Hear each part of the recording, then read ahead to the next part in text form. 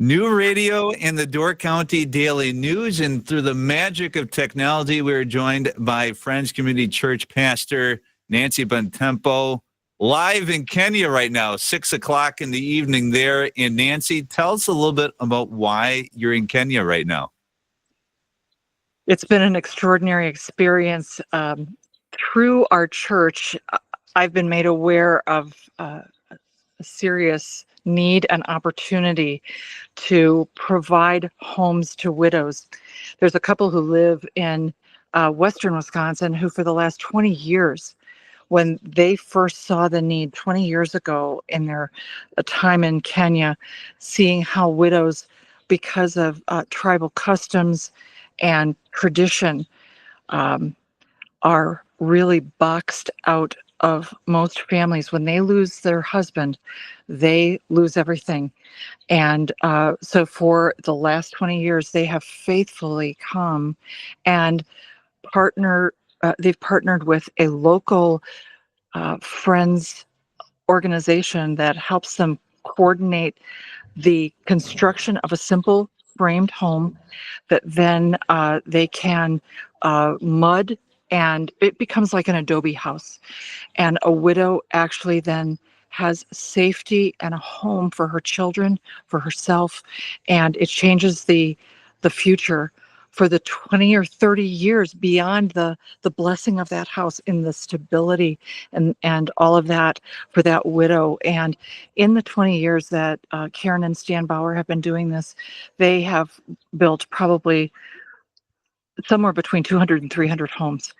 To lift up that many widows is an extraordinary gift to this country. But sadly, their influence is in such a small area of the bigger country. The poverty, the economics, it just makes life very hard. So I've met widows this week that are very young, sadly, many with small children, and without getting help, they just don't have much of a future. So it's been a life-changing experience for me. And it's one thing, obviously, to read about it. It sounds like already, and you've only, I believe, been there for a few days at this point. I guess, was it what you thought it was when you first read about it? Then, of course, the transcontinental flight in the first few days there. Yeah. Well, actually, Tim, we got here on the 1st of February. So we're 10 days in and we're winding down our time and leaving the country this Friday. So it's a 2-week commitment that I made. Nothing can really prepare you for what you see and experience. Kenya is simultaneously the most beautiful place I've ever been and also the saddest place I've ever been. The poverty just grabs at your heart and doesn't let go. It's just desperately terrible. I can't, if I try to put it into words, you'll be talking to me for the next hour. But it's such an incredibly beautiful place. And one thing I would say is that as I think about lessons that I've learned on this trip and what can I take away, what I see in Kenya that I don't see in America is this unbridled joy at the simplest things. I passed out last Sunday. I had a chance to preach in a Kenyan church, first time with a translator. It was an amazing experience. And I had a pocket full of double bubble and I gave it to the kids, and the squeals and the laughter and double bubble, Tim. What did that cost me?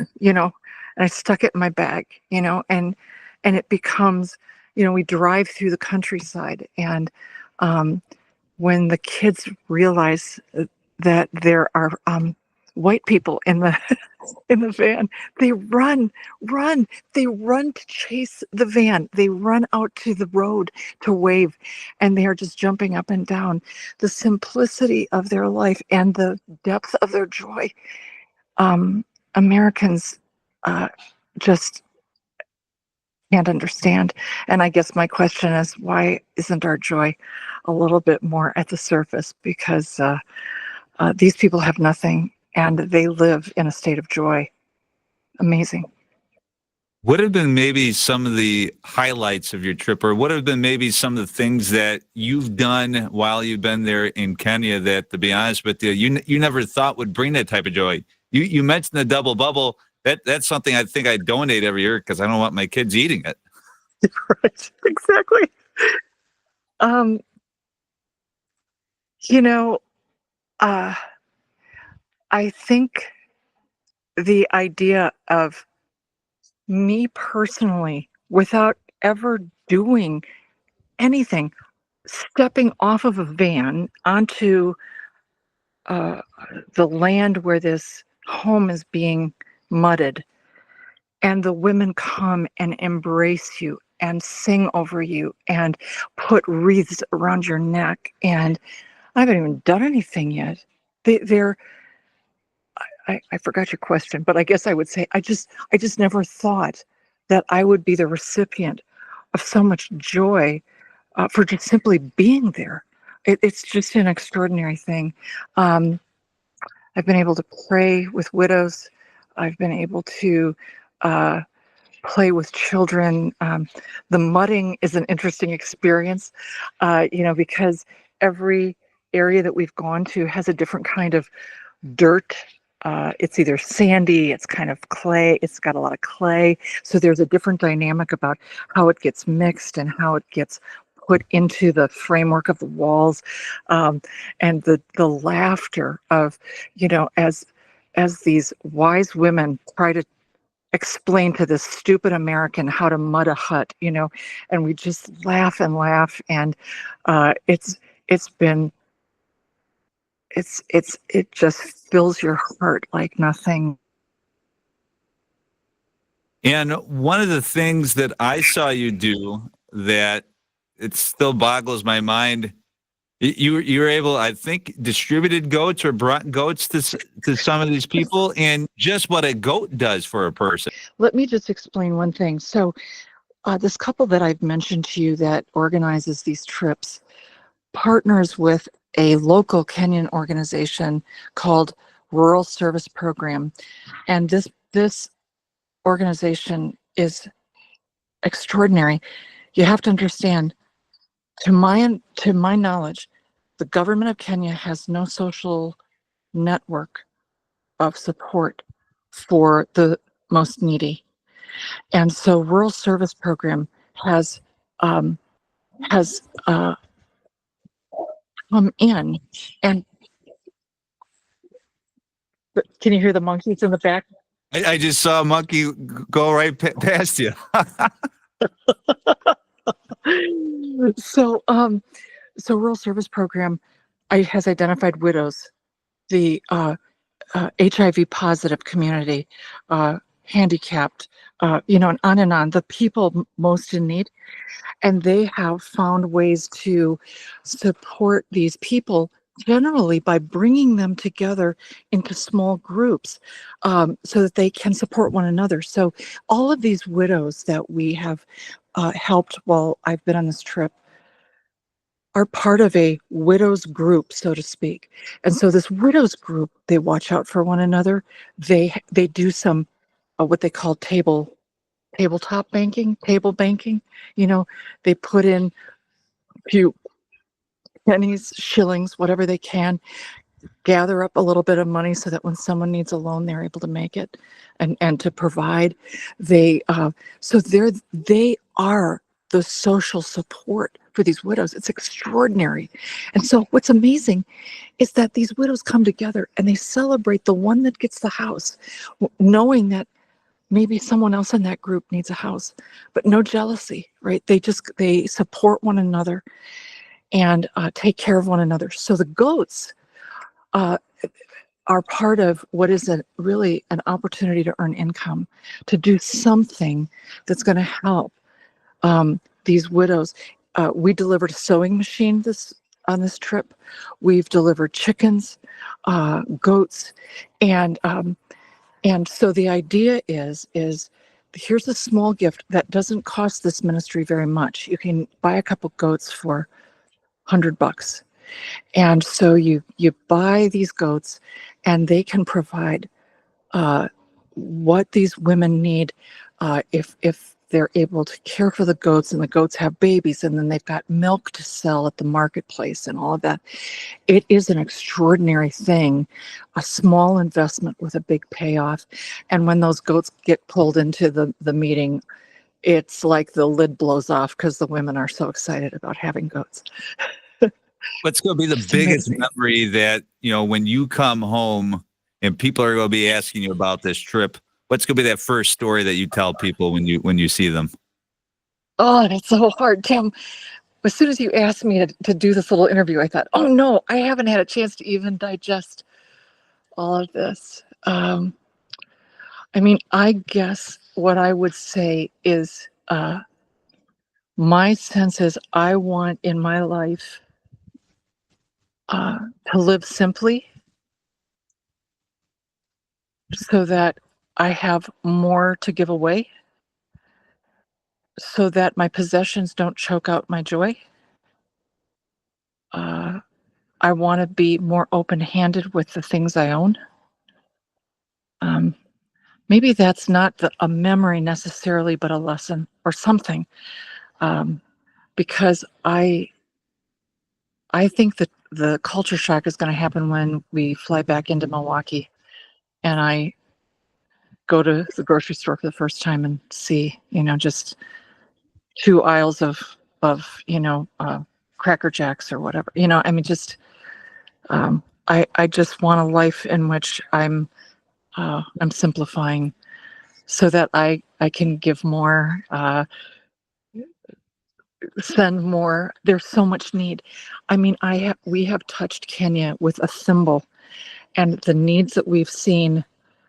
It's an ocean in this country, and you say, how do you touch all the need? One last thing I would say is, education is so needed. Public school is free, to my understanding, K-8 or K-9, but then you got to pay. And what we hear all the time is that these people, they need school fees because they want for their children what they haven't had for themselves. And so I'm just trying to figure out how can we get more money to help educate children. Um, I'm sorry, I don't think I'm answering your question, but No, top you of did, you mind. did. Final question for you, because obviously you're coming home on Friday. Not everybody's. It's not like a relay race where like you come off the plane, you slap somebody's hand, and we go on the plane to Kenya and take your spot. How can Right. we kind of support what you've spent the last 2 weeks helping? That is a really excellent question, and one that I'm still trying to answer. The Rural Service Program that I mentioned that has done such a fantastic job in this area, is having some of their funding cut by an organization called Bread for the World. Bread for the World is a German Quaker organization, or at least that was the source originally. I don't know if it still is considered a Friends organization, but between Gaza and Ukraine, those areas of need are becoming front and center, and unfortunately, that's taking away from the the the, the funding that would be coming here. Excuse me, to Kenya. And so, because of that, I think Bread for the World, if they don't come through and if they aren't able to continue to fund to the degree that they have been, I don't know what's going to happen to Rural Service Program. And so I don't have an answer to that, Tim, but I hope that over the next couple of months, we're going to have an answer and we'll know how can we, I'd like to go home and tell my church, let's start contributing some education fees. Let's do that. Because the best thing about Rural Service Program is that they vet the families and they vet the children. Um, Many people can have their hand out, but they want that money to go where it's going to be best invested. And that's an amazing gift that they give anybody like us who would say we want to give. And we want to do it well at where it's really going to make a difference. So stay tuned is all I can tell you. I wish I could tell your listeners something more specific. If anyone has more questions, they can call me at Friends Church. And as I know more, I'm happy to share with them what I do know. So. Nancy Bontempo from Friends Community Church in Sturgeon Bay. She's nowhere near it right now, in Kenya right now, doing God. Don't call now. Don't call now. She won't get until Friday. But Nancy, thank you so much for giving us a little bit of a peek inside of the great work you've been doing for the past 10 days and will continue to do through Friday. Tim, you're amazing. Thanks so much for giving me the platform to talk about it. It's been awesome. God bless you guys. Thank you. You've been watching New Radio in the Door County Daily News.